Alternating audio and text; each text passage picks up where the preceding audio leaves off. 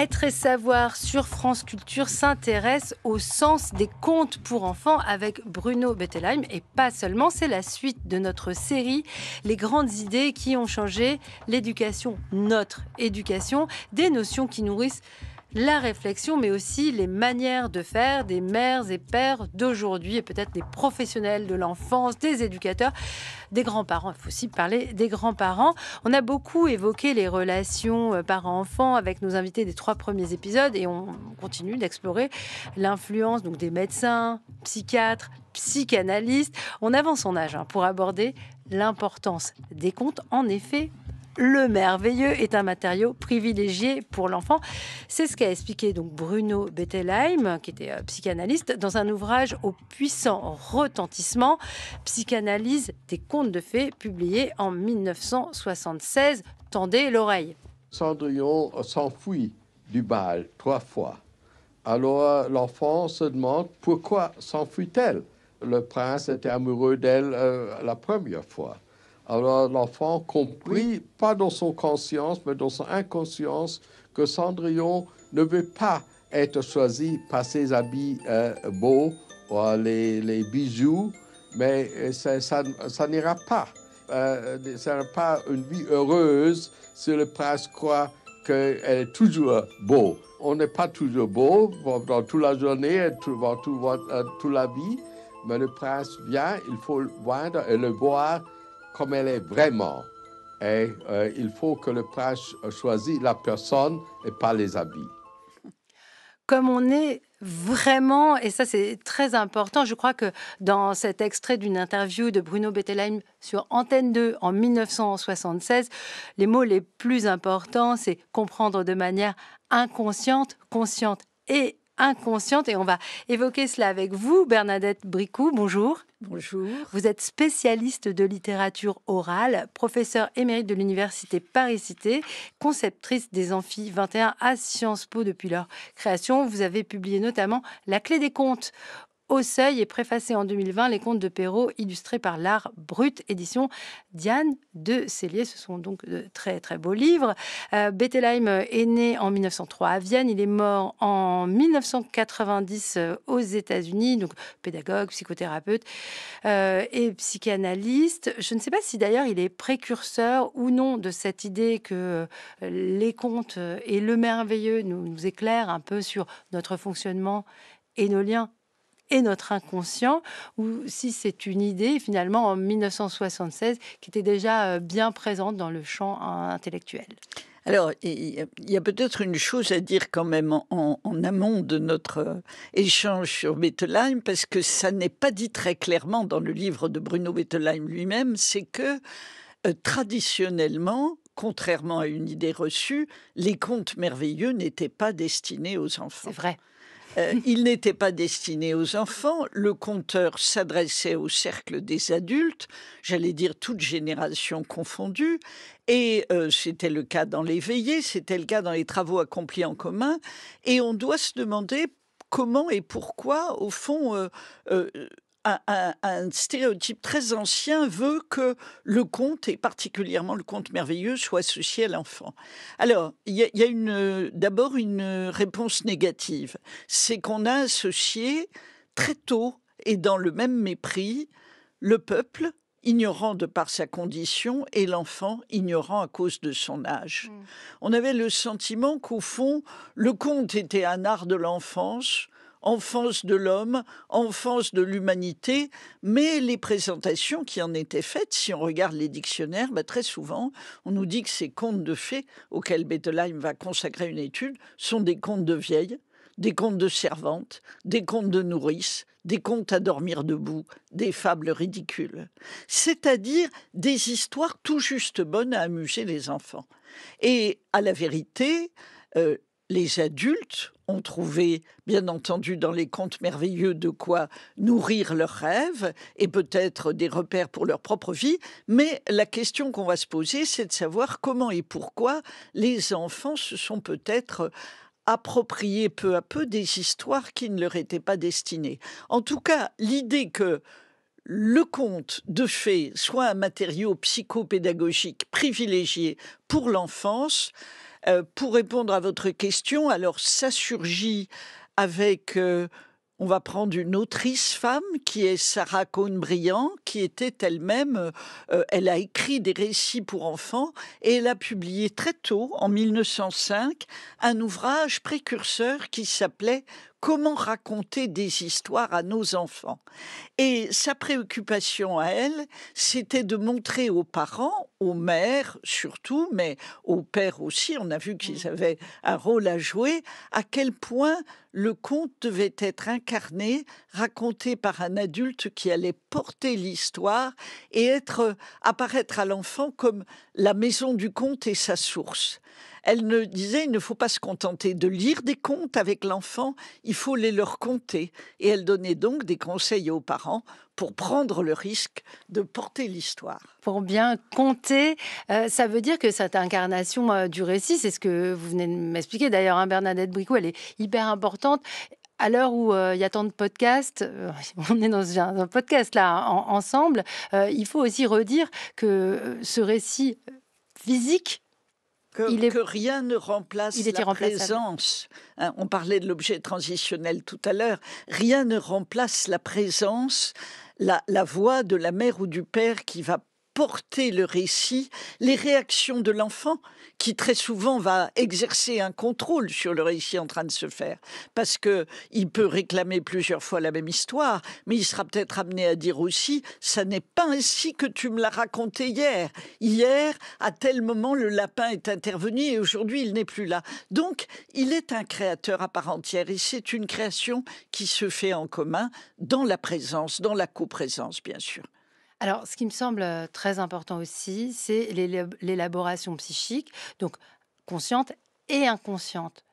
Qu'est-ce qui est censé se passer qu'on n'aurait pas dit clairement, formulé? Parce que, bon, là, l'exemple que prend Bettelheim avec Cendrillon, c'est assez facile. Finalement, on peut le conscientiser. Elle est habillée en souillon, elle est bien quand même, la chaussure lui va, tout va bien, Cucendro est une princesse et sa beauté maintenant apparaît à tous.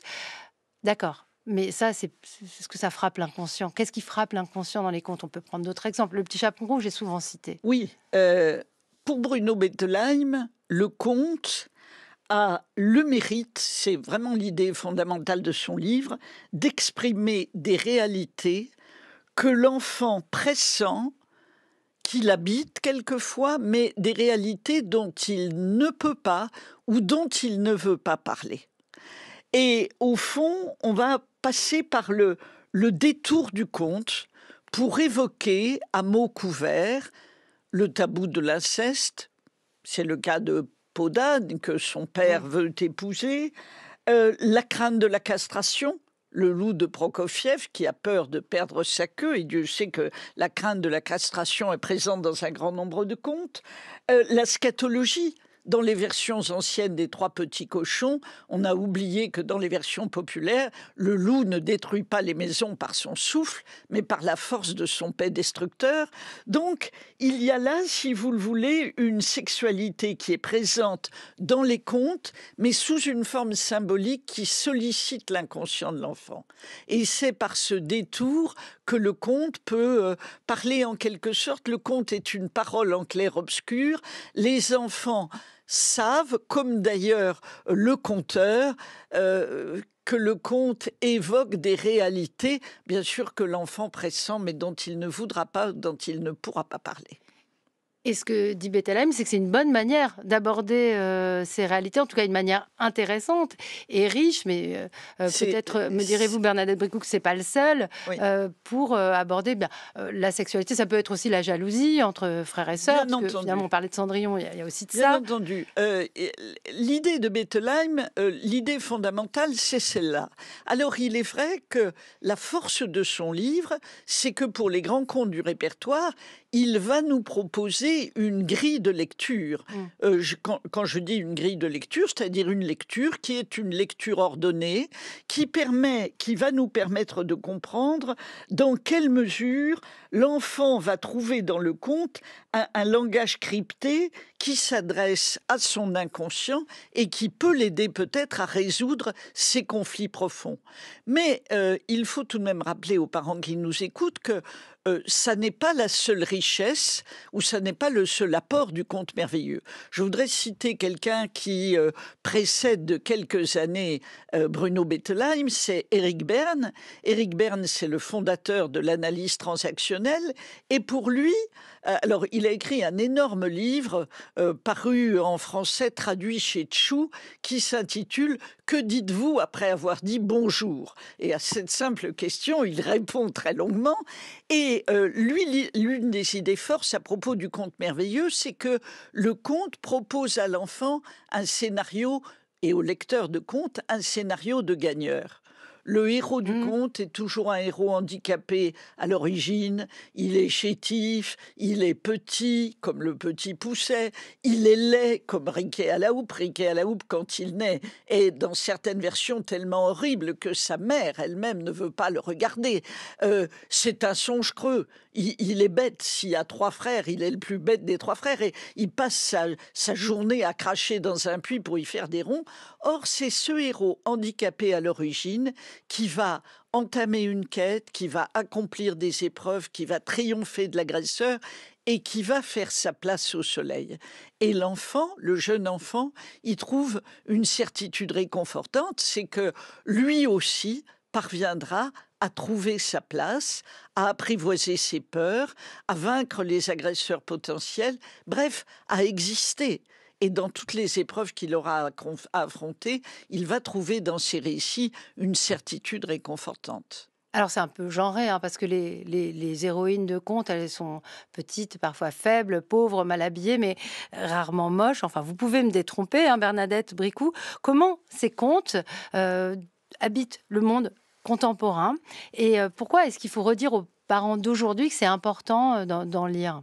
Outre le fait que bon, c'est Oui. intense, qu'on a un bon échange avec son enfant. Non, mais alors, il y a une première raison fondamentale que tout le monde comprendra. C'est que ces histoires nous viennent, j'allais dire, de la nuit des temps. Elles ont des siècles ou des millénaires d'existence. Elles ont été transmises de bouche à oreille, de la mère à l'enfant, du conteur au public, et elles ont été en quelque sorte débarrassées de tout ce qui n'était pas absolument fondamental. Elles sont polies, on a pu parler à propos d'elles de perles de parole, elles sont polies comme les galets de la mer, si vous voulez.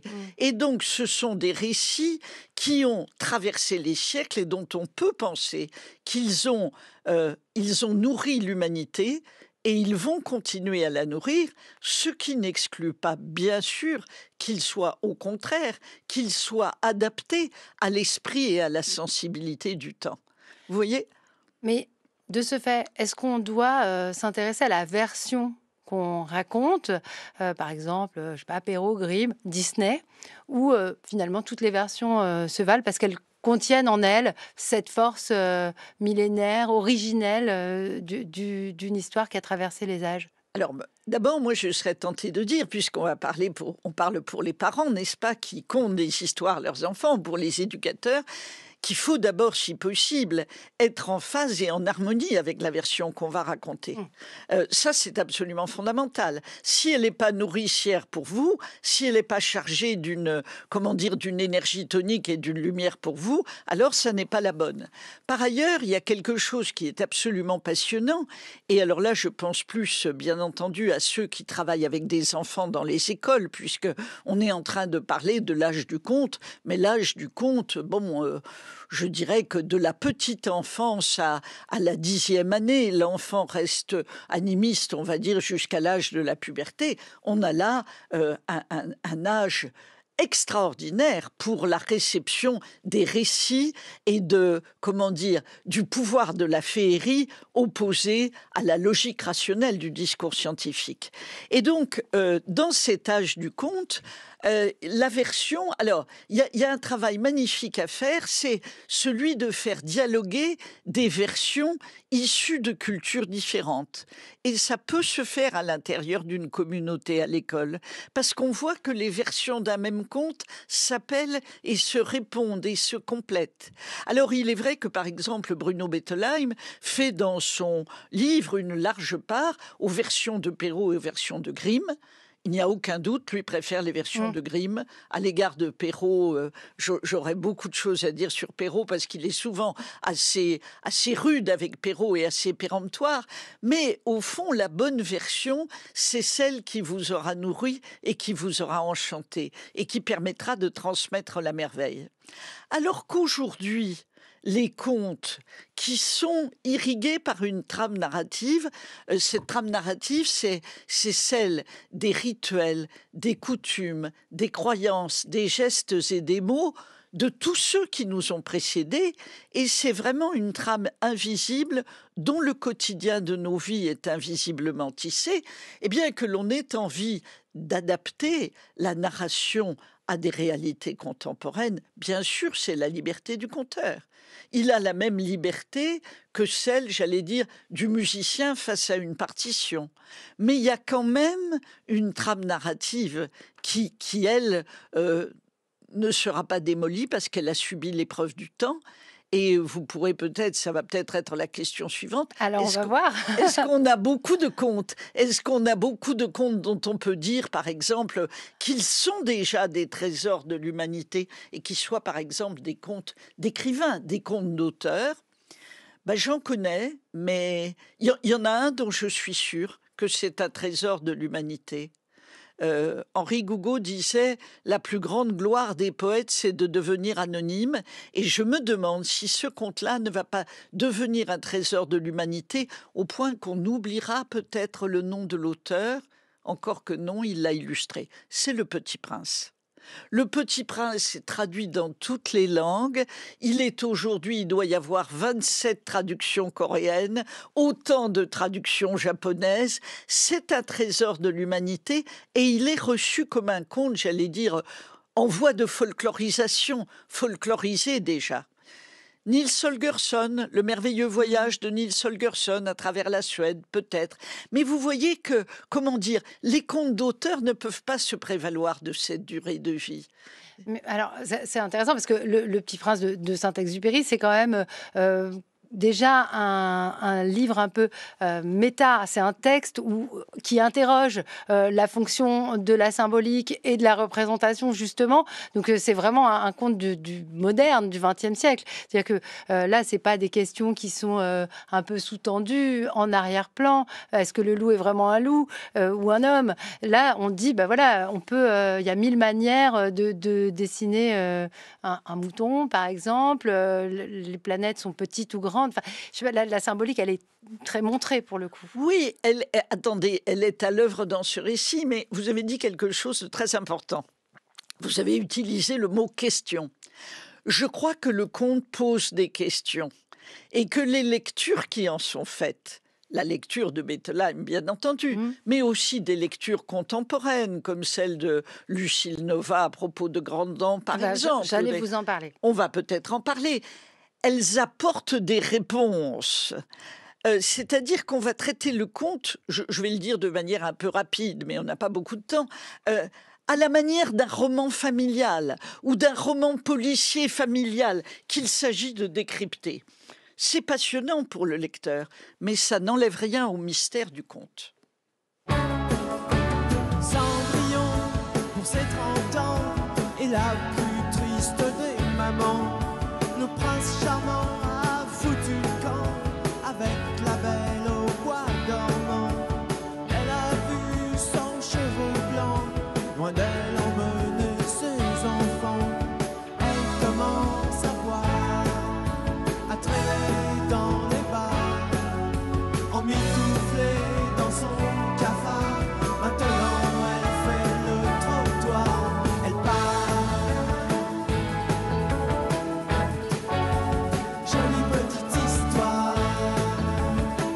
Quand le groupe Téléphone proposait une relecture de Cendrillon qui se finit pas très bien, l'histoire de Cendrillon dans cette chanson, puisque elle devient junkie. Et pour parler de nouvelles lectures, évidemment, je voulais évoquer l'ouvrage de Lucile Nova, donc publié à La Découverte, ouvrage intitulé Deux grandes dents, où Lucile Nova s'intéresse à ce récit, Le Petit Chaperon Rouge, ce conte, où on demande à un enfant de se déshabiller pour rentrer dans le lit de son aïeul, sa grand-mère. Elle dit, mais ça, c'est l'inceste, en fait. Et là où on voyait peut-être plus évidemment le loup comme un agresseur et un pédophile, on peut se demander si finalement le loup, c'est pas rien et que c'est vraiment une grand-mère ou un grand-père qui demanderait à une petite fille de venir déshabiller dans son lit. Et tout à coup, c'est une autre part du conte qui s'éclaire. Alors j'ai 2 questions, Bernadette Bricou. Est-ce que finalement, ça, on l'a toujours raconté un peu sans le savoir, et que moi qui ai raconté tant de fois ce conte, j'ai quand même transmis un peu cette idée inconsciemment, sans l'avoir explorée? Ou est-ce que finalement, ces nouvelles lectures vont nourrir d'autres intentions quand on va raconter les histoires?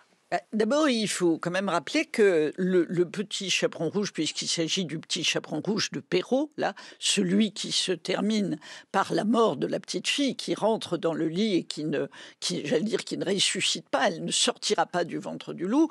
On n'est pas dans les versions orales. Ce conte appartient à la seule tradition des contes inventés à l'usage exclusif des enfants, c'est-à-dire les contes qui se terminent mal. C'était des contes d'avertissement, c'était des contes de mise en garde. Et ces contes de mise en garde, ils ont un schéma très très simple. Un adulte détenteur de la sagesse et de la maturité et de l'expérience formule une interdiction. Bien entendu, le héros enfantin la transgresse et dans un troisième temps, il est puni. Dans le cas du petit chaperon rouge, c'est très complexe dans le conte de Perrault parce que la mère ne met pas en garde sa petite fille. Elle l'envoie seule dans la forêt, vêtue de son chaperon rouge qui la désigne comme infiniment désirable, même auprès du loup le plus distrait, et porter une galette et un petit pot de beurre à une grand-mère qui ne les a pas demandés. Ce qui amenait d'ailleurs Éric Berne, toujours lui, j'aime bien citer Éric Berne parce qu'il a de l'impertinence à parler d'un complot des femmes. Et il disait de ce complot des femmes, en fait, le loup serait la victime parce que le conte d'avertissement serait un conte d'avertissement à l'usage des loups pédophiles, on dira aujourd'hui, grand méchant loup. Méfiez-vous des petits chaperons rouges qui se promènent seuls dans les bois parce que le chasseur n'est pas loin, surtout dans la version des Grimm. Alors, dans le cas que vous évoquez, c'est-à-dire ce qui se cache dans le lit et ce que nous cache le lit, il y a d'une part l'avertissement de Perrault, qui est un avertissement, une moralité en vers, à caractère sexuel évidemment, sur les dangers de la sexualité pour les jeunes filles. On voit ici que de jeunes enfants, surtout de jeunes filles, belles, bien faites et gentilles, font très mal d'écouter toutes sortes de gens et que ce n'est pas chose étrange s'il en est temps que le loup mange. Alors, un avertissement à l'égard des jeunes filles. Dans les livres pour enfants, peu à peu, la moralité savante disparaît. Et comme elle disparaît, le contenu sexuel de l'avertissement n'est plus perçu. Et dans les dessins d'enfants, au XVIIIe puis au XIXe siècle, l'héroïne rajeunit.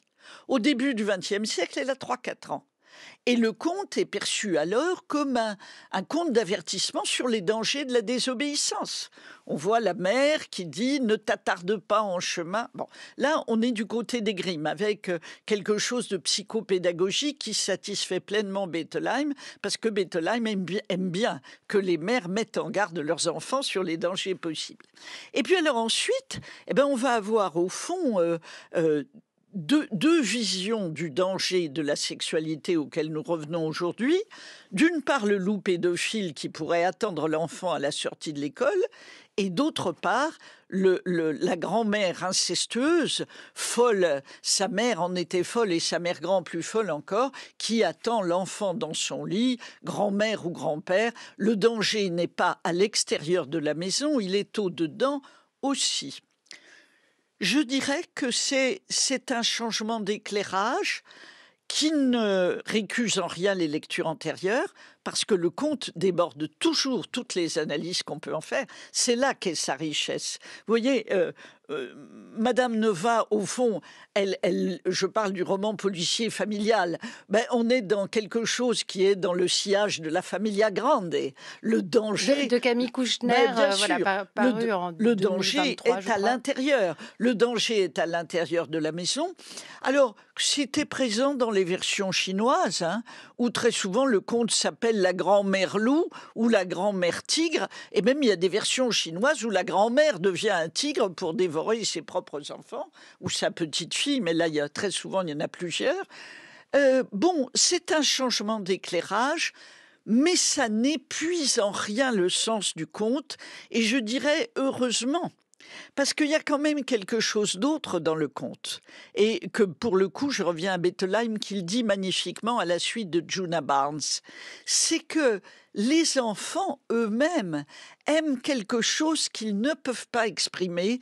Ils aiment que la petite fille, que le petit chaperon rouge et le loup soient couchés ensemble dans un lit, que l'on ait ce jeu verbal extraordinaire avec les questions de l'enfant. « Oh, grand-mère, comme vous avez de grands bras, de grandes jambes !» Dans les versions orales, c'est souvent plus...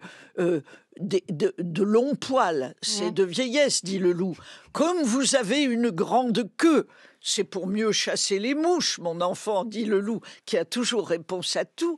Et là, il y a quelque chose qui est de l'ordre du jeu.